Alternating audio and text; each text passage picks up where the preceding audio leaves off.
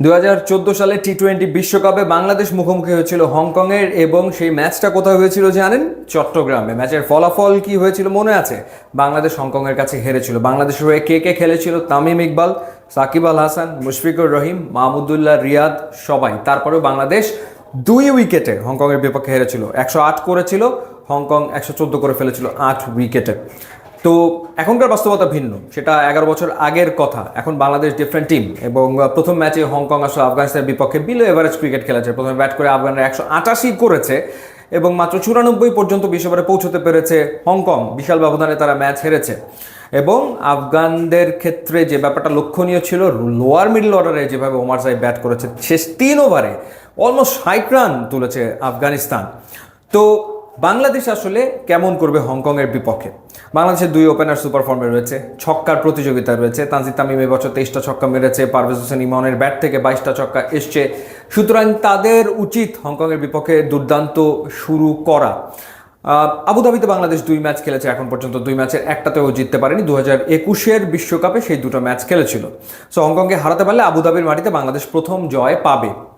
তো বলছিলাম যে এই টিমটার একটা পজিটিভ নোটে এশিয়া কাপ শুরু করাটা খুব জরুরি, তাহলে বাংলাদেশ দল অনেক দূর যেতে পারে। অর্থাৎ মোমেন্টামটা ক্রিয়েট করে নিতে হবে এই ম্যাচ থেকে, যেভাবে আফগানিস্তান মোমেন্টামটা ক্রিয়েট করে নিয়েছে। যদি প্রথমে ব্যাট করে, বাংলাদেশের লক্ষ্য হওয়া উচিত 200 স্কোর টার্গেট করা, 200-র জন্য প্রথমে ব্যাট করা। তো সেই ক্ষেত্রে যেই 2 ওপেনারের কথা বললাম, এছাড়া আমাদের লোয়ার মিডল অর্ডার স্ট্রং রয়েছে, যেখানে রিশাদ জাকের আলী, অনেক শামীম পাটোয়ারিরা রয়েছে, শেখ মাহাদি রয়েছে। প্রত্যেকেই বড় হিট এখন এই মুহূর্তে করতে পারে। জুলিয়ান উডের ক্লাসে তারা ছিল, সুতরাং সেটার ইম্প্যাক্ট তাদের এশিয়া কাপের মঞ্চে তুলে ধরা উচিত, দেখানো উচিত। So let's hope for the best. আর বোলিংয়ের ক্ষেত্রে এই উইকেটে মুস্তাফিজের বল খেলাটা ডেফিনেটলি হংকংয়ের ব্যাটারদের জন্য কঠিন হবে। যেভাবে ফজল হক ফারুকের বল খেলা তাদের জন্য কঠিন হয়েছিল, কিংবা ওমার জাহের বল খেলাটা ডিফিকাল্ট ছিল। সো মুস্তাফিজ এবছর বাংলাদেশের জার্সি যখনই টি-20 খেলতে নেমেছে, সবসময় ম্যাচ জিতেছে, কোনো ম্যাচ সে আসলে হারেনি।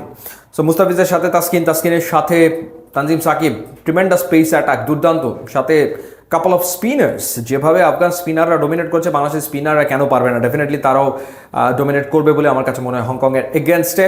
তবে আমার মনে হয় যে গুরুত্বপূর্ণ বাংলাদেশের ব্যাটারদের রান পাওয়াটা। যদি তারা শুরুতে ব্যাট করে রান পায়, টপ অর্ডার মিডল অর্ডার থেকে যদি কেউ রান পায়, স্পেশালি মিডল অর্ডারের কথা যদি বলি, 4-এ যে খেলবে, যেই খেলুক না কেন, সোহান খেলুক, হৃদয় খেলুক, কিংবা ওই জায়গাটাতে সাইফ হাসান খেলুক, সে যাতে একটা বড় ইনিংস পায়, একটা ভালো ইনিংস যাতে খেলতে পারে। সো বাংলাদেশের ব্যাটাররা যদি রান করে এশিয়া কাপ শুরু করতে পারে, আমার মনে হয় এবারে এশিয়া কাপে বাংলাদেশ দল খুব ভালো কিছু করতে পারে। So let's hope for the best. Bangladesh দলের জন্য থাকলো শুভকামনা। ইউটিউব, ইনস্টাগ্রাম লিঙ্ক দেওয়া আছে, যোগ দিলে খুবই খুশি হবে। And thanks for watching.